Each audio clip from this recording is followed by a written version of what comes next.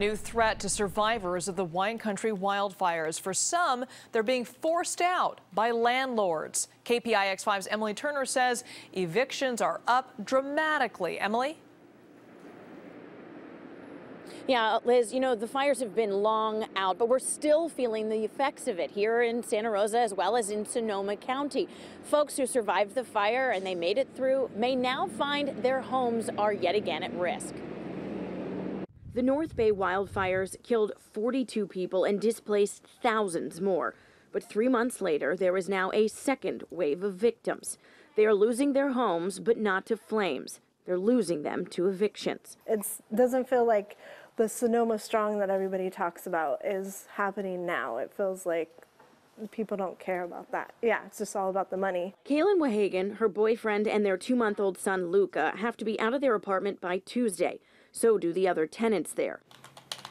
Roni Rubinoff of Sonoma Legal Aid says they're among a mass of people pushed from their homes post-disaster. It's extremely concerning. We have a community where affordability is almost non-existent now. Since the fire, Roni says she's seen a 20% spike in evictions compared to the same time last year.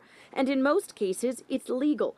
Neither the county nor the city of Santa Rosa has a law in place to protect against eviction. You can evict a tenant for any reason at all, as long as it's not constitutionally prohibited. So essentially, you know, I can evict you because I don't like you, or I decide that I want to remodel my apartment and charge, you know, $10,000 more a month.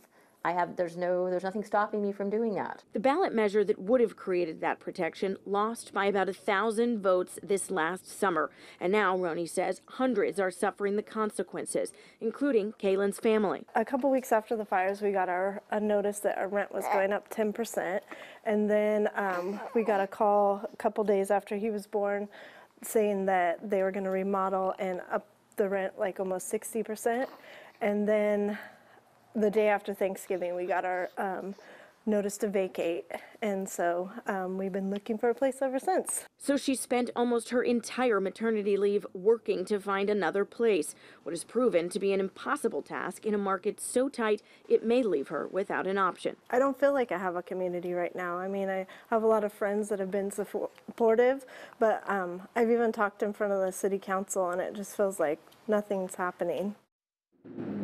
And the reason she feels like nothing's being done is that in Santa Rosa, nothing is being done. Emily, you're back now to tell us why the Santa Rosa City Council wants to help these renters, but it cannot do that. Emily?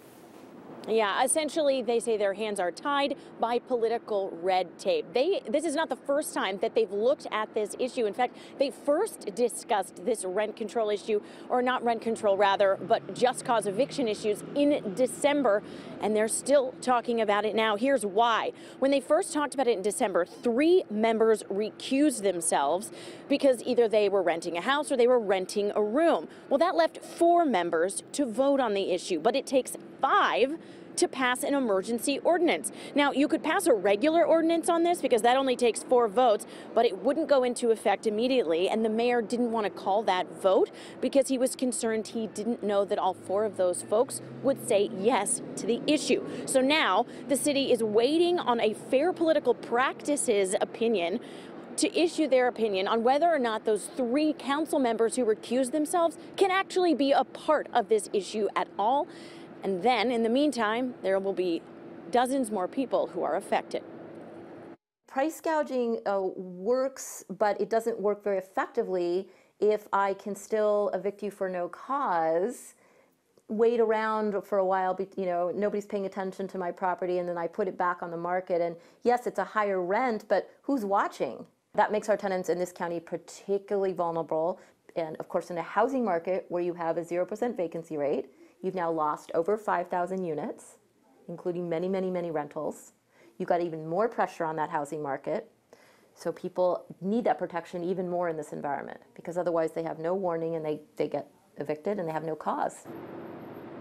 The first request for an opinion from the Fair Political Practices Commission went out at the beginning of January.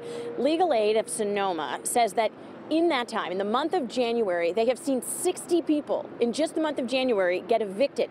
From that same time last year, in the first few weeks of the year, they only saw 40. Alan? Emily, do we know any of the reasons council members don't want that to pass?